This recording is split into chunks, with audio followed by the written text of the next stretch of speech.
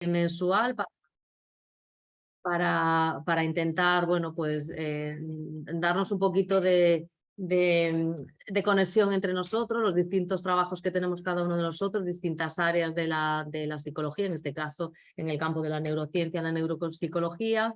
Y hoy tenemos, bueno, pues a Ramón Martín Brufau, si no lo he dicho mal, Sí. que nos va, bueno, su temática tenía muchas cosas de las que él podía hablar, pero bueno, él tenía la mano bueno, abierta totalmente para decidir y ha elegido el tema de la neuropsicología en el contexto de la salud mental, la relevancia que tienen las pruebas complementarias para una atención integral. Por lo tanto, creo que es un tema muy interesante que va a dar mucho pie a preguntas o comentarios, e incluso yo estoy intentando convencer que de pie a hacer un taller o un curso más amplio después de este workshop.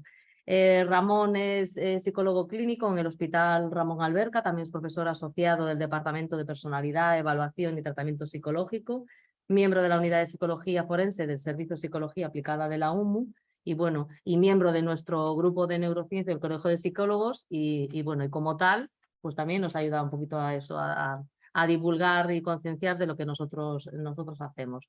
Esperemos que sea, yo creo que muy interesante. Ya sabéis, al final de su exposición, pues los comentarios, las preguntas que veáis oportunas, levantáis la mano para poder preguntar. Bueno, pues muchas gracias, Sonia. Gracias a la invitación, al Colegio de Psicólogos por hacer estas charlas y por facilitar que podamos hablar de estas cosas. Como ha dicho Sonia, yo he elegido la parte de salud mental, que es lo que a mí más me toca de entrada, y porque yo trabajo en la unidad de corta estancia. Ahí vemos a los pacientes psiquiátricos que requieren un internamiento, un ingreso. La psicopatología es seria, es grave, y vemos pues, mucha casuística muy florida, con a veces muchas dudas diagnósticas, porque son unos casos, aunque muy graves, que no sabemos muy bien cómo filiar o cómo diagnosticar, y muchas veces tenemos que devanarnos los sesos para poder encontrar una terapéutica que les vaya, que les funcione. Entonces, una de las cosas que vemos es en las estadísticas es la prevalencia a lo largo de la vida tan alta que hay de los trastornos mentales. Solamente en Murcia, un compañero nuestro hizo el estudio Pegasus, donde encontró que la psicopatología a veces alcanzaba un tercio, en el sentido, digo, la psicopatología no, los trastornos mentales. Es decir, un tercio de la población va a tener en algún momento de su vida un trastorno mental. Entonces, estamos hablando de cifras muy elevadas. Para atender los trastornos mentales, siempre tenemos un proceso diagnóstico antes de iniciar el tratamiento. En todos los manuales de evaluación psicológica se incluyen diferentes fases. La primera fase siempre es la recogida del motivo de consulta y la recepción de la queja subjetiva. El evaluar los síntomas es misión fundamental en la primera impresión, observar durante la entrevista o varias entrevistas la conducta del paciente y establecer un diagnóstico provisional. Luego se recoge más información a través de entrevista con la familia, los informes previos, las pruebas que queramos hacerle. A veces suelen ser cuestionarios, a veces test, a veces nos basamos únicamente en la entrevista clínica, pero también a veces podemos recurrir a otro tipo de técnicas o de instrumentos. Con toda esa información, lo que hacemos es comprobar la hipótesis de partida, cambiarla acorde con los datos, en el mejor de los casos, y hacerle una devolución al paciente para establecer un plan de tratamiento y, eso sí, continuamente reevaluar. Ese sería el procedimiento estándar, pero a veces no se utiliza en la práctica clínica todo el arsenal de tecnología que tenemos disponible a día de hoy. Y muchas veces nos encontramos, al menos al estudiar la psicopatología, con que utilizamos sistemas de categorías que están basados más en síntomas, es decir, digamos, por ponerlo así, sería como si tuviéramos que intentar identificar un problema de un paciente que tiene fiebre, fijándonos solamente en que le ha subido la temperatura. Pero, ¿qué es lo que le ha producido la fiebre? Muchas veces los sistemas que tenemos de clasificación no nos permiten identificar, no están basados en la etiología, están basados en el síntoma, en lo visible, en lo observable. Muchas veces de acceso subjetivo al paciente, aunque a veces lo complementemos con observaciones directas. También hay un problema con esto, y es que hay una enorme comorbilidad entre síntomas. Un síntoma puede estar presente tanto en un trastorno depresivo como en un trastorno psicótico, como en un trastorno de estrés postraumático. Y además, efectivamente, tenemos problemas para asociar inequívocamente el síntoma con una causa o una etiología, o por lo menos con un grupo más o menos cerrado de agrupaciones nosológicas.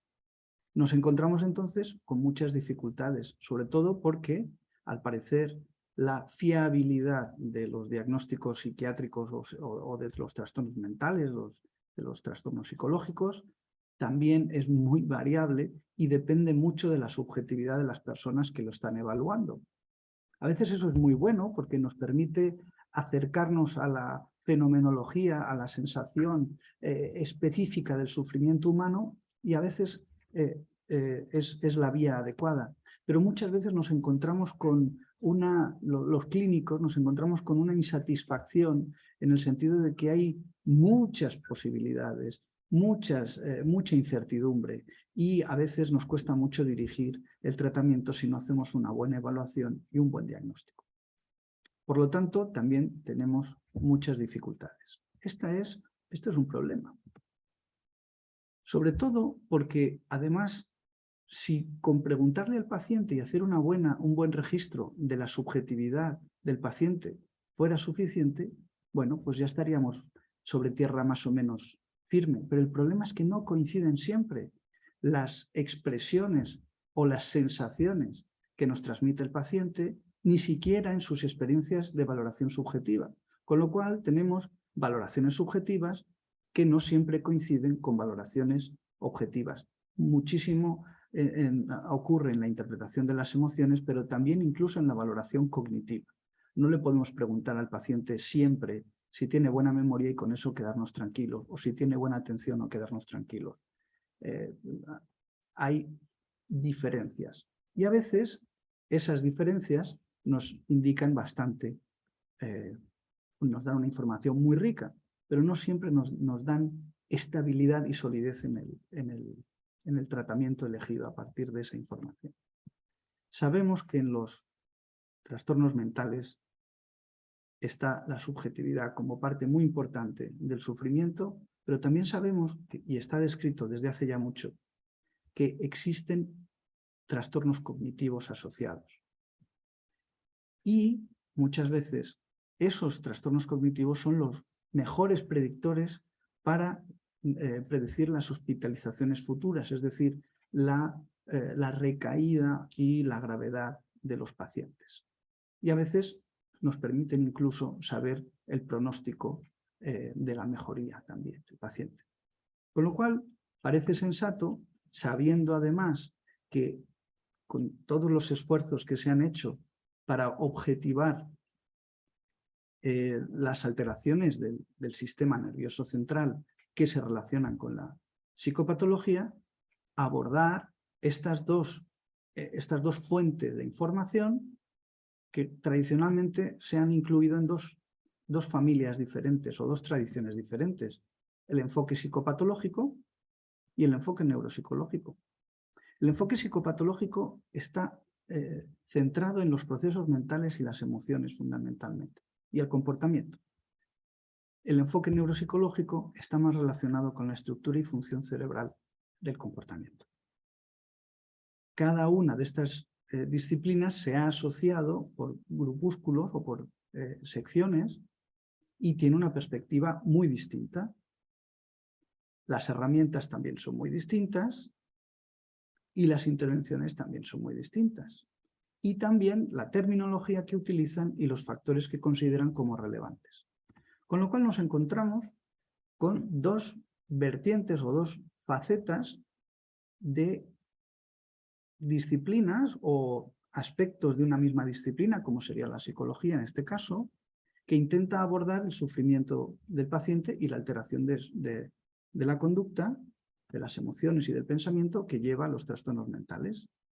El problema entonces es que tendríamos que diferenciar cuál es el papel de las herramientas de un grupo para poder facilitar la interpretación y la comprensión del otro grupo. Es decir, cómo podríamos aprovechar las herramientas de cada uno de los dos enfoques para mejorar a través posiblemente de las pruebas complementarias, que esa es mi sugerencia, la aplicación en psicología clínica y en psiquiatría. Sobre todo porque no tenemos una analítica ni una prueba objetiva, a diferencia de otras especialidades. Y utilizamos, sí, cuestionarios muy importantes para la evaluación subjetiva o test baremados para evaluar las facetas de la inteligencia o los dominios cognitivos, depende de la terminología. Y en investigación sí que se han utilizado, en investigación cognitiva, sí se ha utilizado técnicas más propias de la neurociencia, pero parece que hay un puente entre la práctica clínica y la investigación, y entre la práctica clínica de diferentes procedencias. El estudio de la capacidad cognitiva es muy distinto, dependiendo de si es para las demencias que, por ejemplo, para los trastornos de personalidad. ¿Por qué es esto? ¿Por qué ocurre? Parece que hay diferentes, como decía, especialistas del sistema nervioso. El neurólogo, el neurofisiólogo, el psiquiatra, el psicólogo clínico, y todo junto, parece que podría relacionarse con la neurociencia clínica o la neurociencia aplicada o la neuropsicología de los trastornos mentales, que pone la conducta, el ambiente, el sistema nervioso, la genética, todo en conjunción, intentando reorganizarlo. Pero es verdad que en función de la predominancia que se le dé a la mente o al cuerpo, en el paradigma mente-cerebro, o a la función, a la estructura, o incluso al ambiente y a la genética, tenemos debates epistemológicos sobre el origen del objeto de estudio. Y nos encontramos que en función de lo más próximo que estén las disciplinas a la mente o al cuerpo o al funcional o al estructural, podemos reorganizar las relaciones entre estas disciplinas del sistema nervioso central. En algunos momentos se diferencia lo mental, y ahí están los servicios de salud mental, no son los servicios de neurociencia clínica, sino los servicios de salud mental, parece que están más centrados ahí, y luego están los servicios de neurología y neuro, es decir, estaría los servicios psi y los servicios neuro, como si fueran especialidades que se ocuparan de cosas completamente diferentes.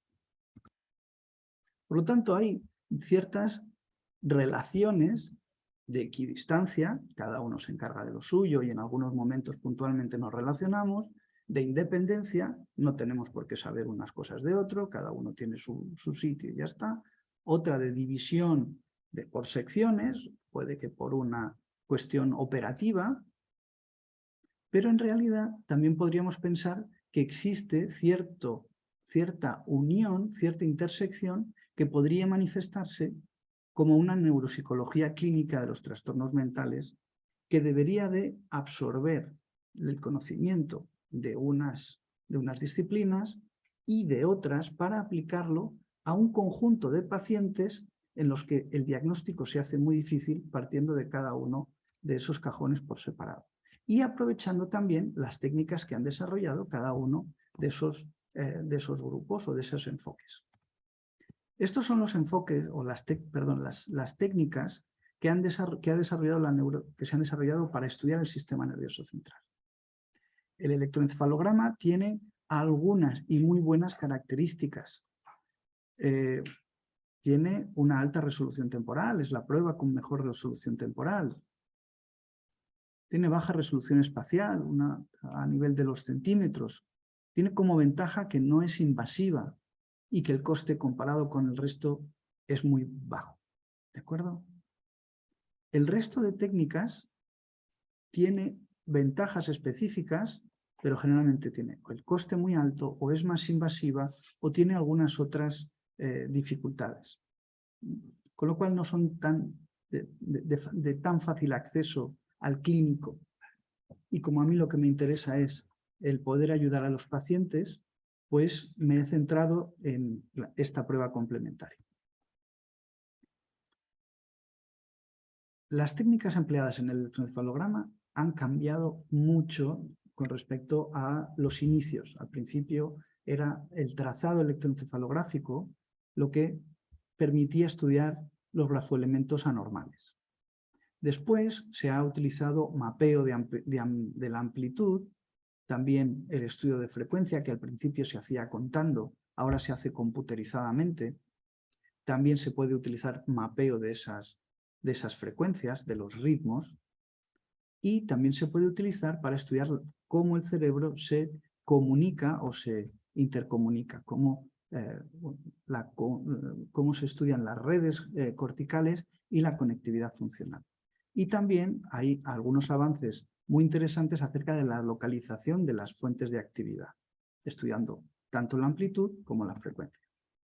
Al final se trata de transformar la diferencia de potencial entre dos elementos, entre dos localizaciones en el cuero cabelludo, y transformarla a través de la transformada de Fourier, en el caso de que queramos hacer un estudio de frecuencia, en las diferentes bandas o ritmos que sabemos que tienen un significado biológico característico. Esto nos permite construir para cada una de esas localizaciones diferencias en la riqueza de las bandas de frecuencia. Y tenemos las bandas delta, teta, alfa, beta y los ritmos rápidos, incluyendo los gamma, que son los más rápidos. Esto se ha hecho durante bastante tiempo con mayor o menor éxito. Y a mí me gustaría hacer una revisión de estas posibilidades, sabiendo que hay bastantes esfuerzos, y más recientemente, para reavivar el interés de la electroencefalografía en los trastornos mentales. Voy a presentar algunos casos clínicos en el tiempo que me queda para explicar un poco de forma gráfica cómo utilizar el electroencefalograma, cómo lo hemos utilizado en nuestros pacientes. Entonces, voy a plantear un trastorno disociativo. Era una mujer que había experimentado un robo en la calle. Iba con unos papeles y le atracaron. Le quitaron la mochila que llevaba y se puso muy nerviosa. Tuvo una crisis de ansiedad. Fue a urgencias, llamó a su familia, todos en urgencias. Bueno, le dijeron que era una crisis de ansiedad. Le dieron Orfidal o alguna cosa parecida y se fue a casa. Al siguiente día volvió a repetir porque tenía síntomas incluso más intensos de sudoración, sensación de mareo, todo el cortejo vegetativo propio de una crisis verdaderamente más intensa de ansiedad. Se interpretó que no había superado la situación traumática, que había perdido documentos importantes, que no había resuelto el problema y que necesitaba más tiempo. Se le volvió a dar el alta y se fue a su casa. A los 2 días después de aquello se presentó sin poder hablar, sin poder decir cuál era su nombre, sin saber dónde estaba, con una actitud totalmente perdida, hiporreactiva, y nos lo derivan al psiquiátrico. Cuando la vemos, intentamos ponernos en contacto con ella, y la primera impresión es de un cuadro efectivamente postraumático, sobre todo leyendo las referencias que habían hecho en urgencia los compañeros de urgencias.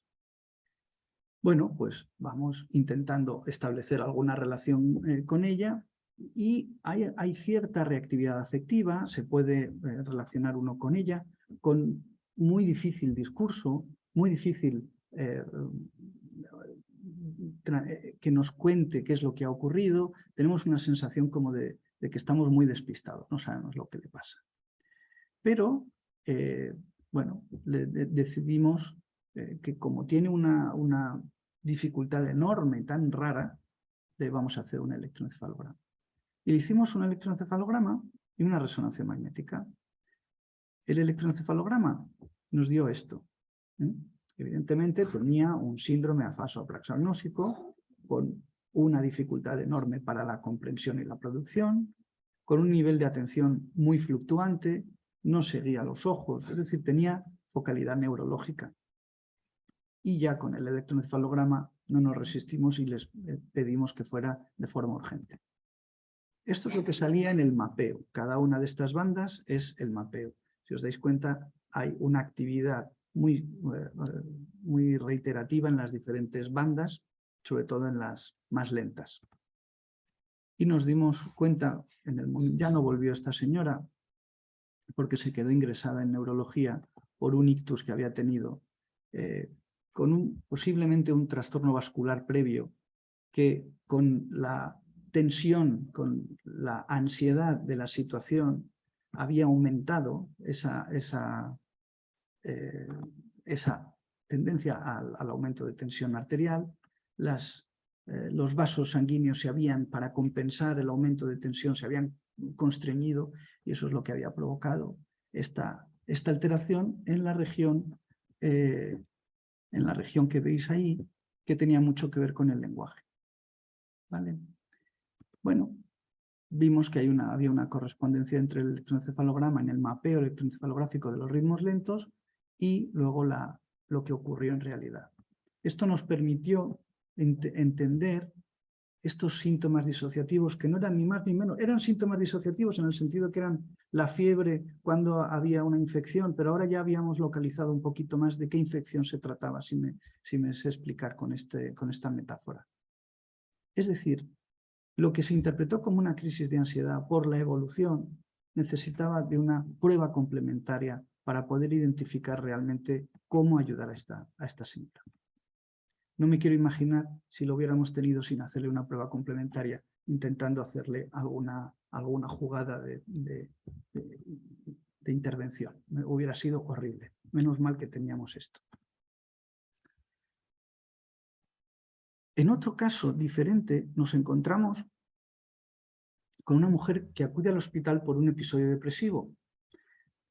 Tuvo una depresión en la infancia, pero estuvo durante mucho tiempo, después de que le dieron terapia electroconvulsiva en su momento. Se recuperó, siguió su vida. Es verdad que siempre había sido un poquito reservada, tímida, pero tenía buenas relaciones con su familia y buenas relaciones sociales. Los síntomas eran repetitivos, rumiativos, acerca sobre todo de las quejas de sequedad. Pedimos ayuda a dermatología y nos indicaron que tenía un síndrome de la boca urente, que es un síndrome muy molesto, en el que los pacientes incluso llegan a cometer suicidio del desagrado constante de tener una sensación muy molesta, que a veces es de sabor metálico, otras veces es sencillamente sequedad. Bien, pues en uno de los ingresos, porque mejoraba un poco, pero volvía, mejoraba, pero volvía, se pegó un golpe tremendo en la sien con un martillo para intentar quitarse el dolor.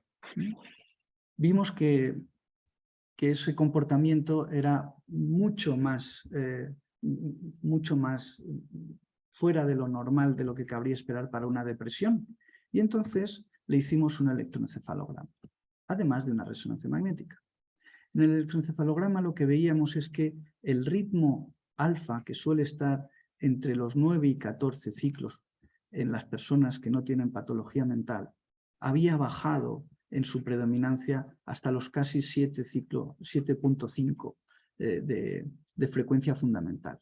Esa bajada se ha visto que está muy relacionada con la pérdida general de interconexiones, y entonces nos planteábamos que a lo mejor esta dificultad que tenía para tolerar el desagrado, para no poder adaptarse a su entorno, tenía que ver precisamente con que estaba perdiendo conexiones y que probablemente tenía un carácter degenerativo. Y así ha ido sucediendo con el tiempo, hasta que ha ido deteriorándose el ritmo alfa y produciendo un enlentecimiento en el lóbulo frontal. Va de camino a una demencia frontotemporal. Si hubiéramos estado tratando solo con psicoterapia a esta mujer, podríamos habernos desesperado nosotros también, porque no hubiera respondido al tratamiento. Tenemos otros casos donde también hemos visto esta pérdida de interconexiones con una bajada muy importante del ritmo general, donde el ritmo alfa 1 o subalfa, que también se llama, puede producirse por diabetes mal controlada, insuficiencia respiratoria maltratada, sobre pacientes con enfermedades mentales previas, como en este caso de un varón con 65 años y un trastorno bipolar, que ya no se sostenía con la medicación que sí le había sostenido durante mucho tiempo, otros años, y tenía un deterioro cognitivo global evidenciado por las pruebas neuropsicológicas. Tenemos otro paciente en el que ocurrió algo parecido, pero en este caso con una demencia vascular, en el que el electroencefalograma nos dio la pista para poder pedirle aún más pruebas complementarias. Una vez que tenemos los perfiles cognitivos, ya sabemos que tenemos que buscar más allá. Y gracias a la evaluación neuropsicológica y el añadido de la electroencefalografía, podemos detectar alteraciones y poder aprender un poquito mejor y entender mejor cosas que ni siquiera los pacientes nos pueden contar. En este caso, hicimos una intervención en un paciente que había hecho un intento de suicidio muy grave, en el que también tenía una alteración en la línea media prefrontal, generalmente en la región que podría asemejarse al cingulado anterior. Después de hacer una intervención familiar, farmacológica y psicoterapéutica, esta interferencia, podríamos decir, en la toma de decisiones, mejoró. Es decir, que incluso el electroencefalograma es sensible a los cambios no solo estructurales propios de las demencias, sino a los estados afectivos y a la conectividad de las redes que soportan la cognición y que, a su vez, se manifiestan en los trastornos del comportamiento o los trastornos psicológicos.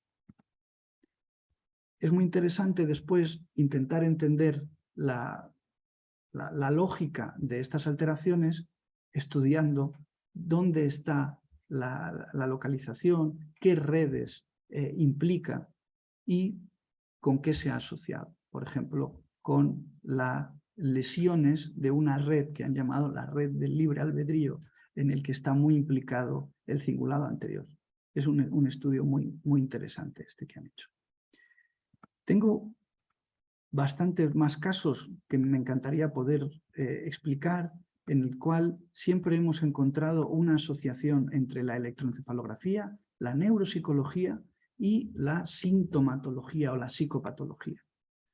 En algunas ocasiones es más evidente, en otras es más difícil la identificación. A veces cogemos, gracias a la batería que utilizamos, de soslayo algo que nos permite tirar del hilo. Algunas veces incluso detectamos alguna epilepsia que nos ayudan nuestros compañeros de neurofisiología a identificar y que siempre parece que tienen una repercusión en el funcionamiento y en la adaptación.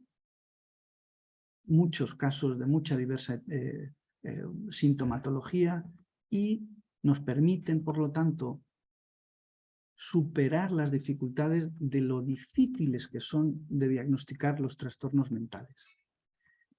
Hay algunos trastornos que son mucho más estables, mucho más evidentes.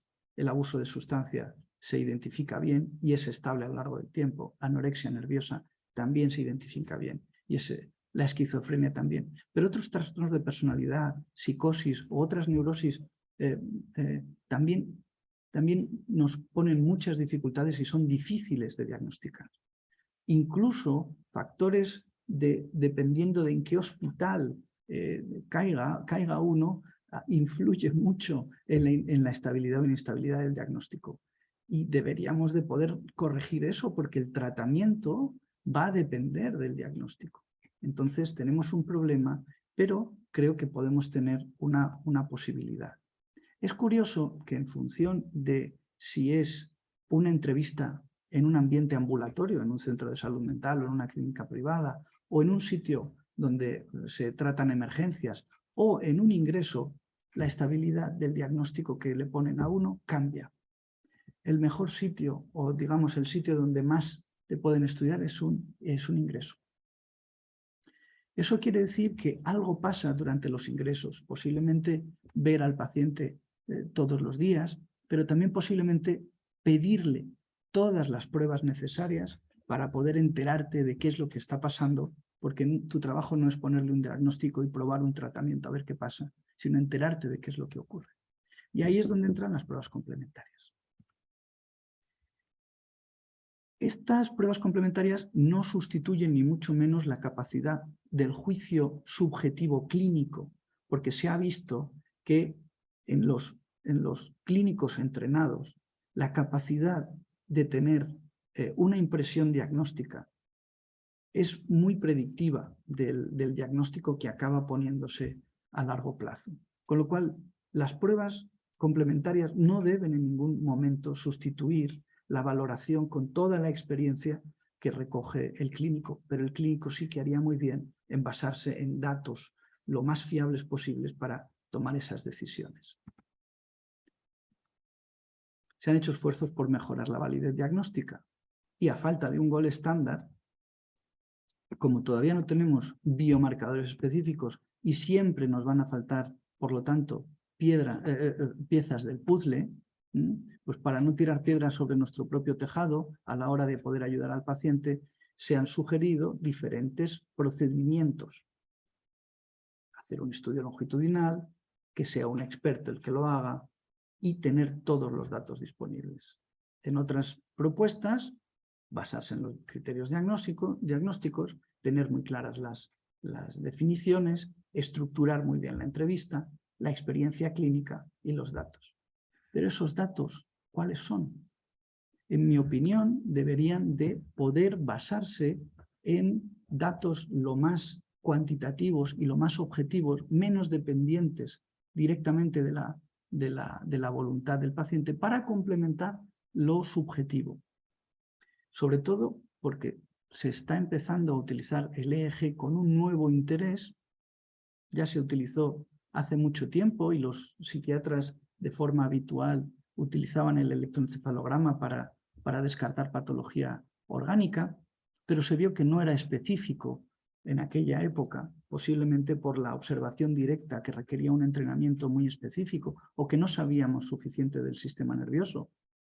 Pero ahora se está empezando a utilizar otras técnicas de computación y de representación que sí que empiezan a facilitar su uso, interpretando, por ejemplo, que hay mayor conectividad funcional en la banda alfa y parece en la depresión y parece ser un resultado bastante fiable.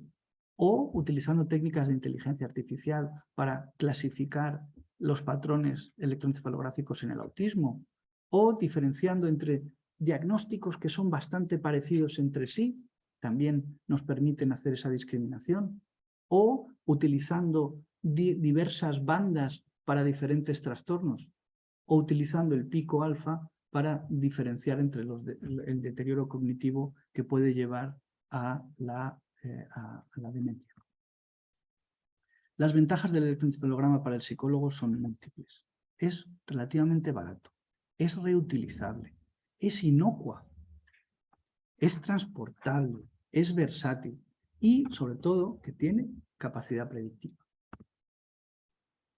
Se ha utilizado como aumento de la precisión de las pruebas neuropsicológicas para estudiar diferentes subtipos dentro de una misma patología. Combinándolo de esta forma, haciendo primero la evaluación neuropsicológica y después afinando con el electroencefalograma, se han conseguido muy buenos porcentajes de éxito en la clasificación. O se ha utilizado también combinado para diferenciar entidades nosológicas que no siempre son fáciles de diferenciar, como la demencia frontotemporal o la demencia tipo Alzheimer. Utilizando el electroencefalograma, conseguían, junto con los datos neuropsicológicos, llegar a una precisión cercana al 93%. Es cierto que tradicionalmente se ha utilizado el electroencefalograma para detectar la epilepsia, pero últimamente se está empezando a utilizar no solo para identificar descargas epileptiformes, y no utilizándolo solo con la finalidad el diagnóstico de epilepsia, sino identificando cómo esas actividades irritativas o de sufrimiento pueden incluso tenernos en preaviso sobre dificultades cognitivas en las redes en las que afecta, para afectar la atención, la memoria, las funciones ejecutivas, la percepción, la visoconstrucción. Y eso sí que nos interesa. Es decir, que hay un creciente interés en las nuevas técnicas de electroencefalografía que va aumentando, que nos permite mejorar la precisión en la evaluación neuropsicológica, que nos permite utilizar una neuropsicología mejor informada para mejorar incluso la psicoterapia. Es decir, nos permite ser más eficaces, porque hemos diagnosticado mejor, nos hemos enterado mejor y además hemos reducido las posibilidades dentro de todas las causas o las comorbilidades o las correlaciones posibles. Ahora tenemos un grupo que está más cerca, podríamos decir, de una verdad más clínica, una verdad clínica, si se puede hablar de verdad clínica. En definitiva, se trata de que la psicoterapia basada en el cerebro permita mejorar las técnicas de psicoterapia para mejorar el tratamiento que le damos a los pacientes y ser más eficaces y ayudar mejor. Tiene muchas limitaciones, no digo que esto esté cerrado, más bien al contrario, me gustaría poder discutirlo y poder pensar en las posibilidades y en las limitaciones, ver hasta qué punto esto puede sernos útil en la realidad, no solamente como un ejercicio intelectual. Entonces, efectivamente le falta especificidad y sensibilidad. No tenemos biomarcadores todavía. También puede ser debido a artefactos, tanto de movimiento como de medicación, o por artefactos propios del registro de alguna actividad o algún foco eléctrico que esté en el ambiente. Deberíamos de poder centrarnos en eso y poder reducir esas posibilidades.